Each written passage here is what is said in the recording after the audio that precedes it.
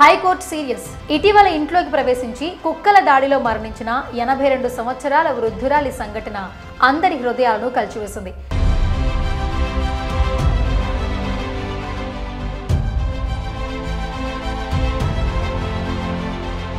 ఈ సంఘటన చూసి రాష్ట్ర ప్రభుత్వంపై హైకోర్టు మళ్లీ సీరియస్ అయింది. హైకోర్టు తీవ్రంగా స్పందిస్తూ రాష్ట్ర ప్రభుత్వానికి సమావేశాల సూచనలతో సరిపెట్టకుండా సమగ్ర కార్యాచరణ అవసరమని తేల్చి చెప్పింది. 14 మంది చిన్నారులు కుక్కల దాడికి గురయ్యారు. ఈ వ్యవహారంలో వాద ప్రతిపాదనల కంటే అందరూ పరిష్కార మార్గాన్ని అన్వేషించాలి. జంతు సంక్షేమ సంస్థలు, పశు వైద్యులు వంటివి నిపుణులతో చర్చించాలి. జంతు పునరుత్పత్తి నియంత్రణ నిబంధనలకు అమలుకు చర్యలు తీసుకోవాలని జీహెచ్ఎంసీని ప్రభుత్వాన్ని ఆదేశించింది. వీటితో పాటు గ్రేటర్ హైదరాబాద్, అవతల రాష్ట్రంలో అన్ని చోట్ల జంతు పునరావాస కేంద్రాల ఏర్పాటు అంశాన్ని పరిశీలించాలని జీహెచ్ఎంసీకి ఆదేశాలు ఇచ్చింది. కుక్క కాటు, వీధి కుక్కల గురించి ప్రజలు సంప్రదించడానికి ప్రత్యేక హెల్ప్ లైన్ ఫిర్యాదులు అందించిన వెంటనే కుక్కలను పట్టుకోవడానికి 24 గంటలు అందుబాటులో ఉండేలా వాహనాలను ఏర్పాటు చేయాలని ఆదేశించింది. వీటన్నింటిపై కార్యాచరణ నివేదికను సమర్పించాలని ఆదేశిస్తూ విచారణను సెప్టెంబర్ 2కు వాయిదా వేసింది. ఇక ఈ క్రమంలో వీధి కుక్కల నియంత్రణకు సరైన చర్యలు చేపట్టడం లేదని, వాటికి వ్యాక్సినేషన్ చేయడం లేదని, సరైన ఆహారం లేక అవి మనుషులపై దాడి చేస్తున్నాయంటూ హైదరాబాద్ వనస్థలిపురానికి చెందిన ఎం విక్రమాదిత్య ప్రజా ప్రయోజన వాద్యం దాఖలు చేశాడు.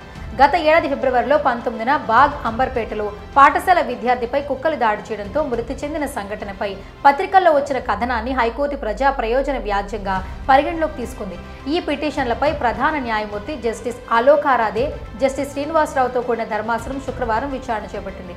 అడ్వకేట్ జనరల్ ఏ సుదర్శన్ రెడ్డి వాదనలు వినిపిస్తూ ఏబీసీ నిబంధనల అమలు పర్యవేక్షణకు కమిటీ ఏర్పాటు చేస్తూ జూలై 16న 315 జారీ చేశారు. పలు జంతు సంక్షేమ సంస్థలను కలిసి కుక్కల దాడుల నియంత్రణకు సలహాలు కోరినట్లు తెలుస్తోంది. పివి నరసింహారావు వెటర్నరీ యూనివర్సిటీ నిపుణులు, ప్రజారోగ్య శాఖ ప్రజాప్రతినిధులు, ఏసీబీ కేంద్రాల సబ్ కమిటీలు, మాస్టర్ ట్రైనర్లు, ఈసీఐ సబ్ కమిటీ సభ్యులతో జూలై 22న సమావేశం నిర్వహించి సలహాలు, సూచనలు తీసుకున్నట్లు తెలిపారు.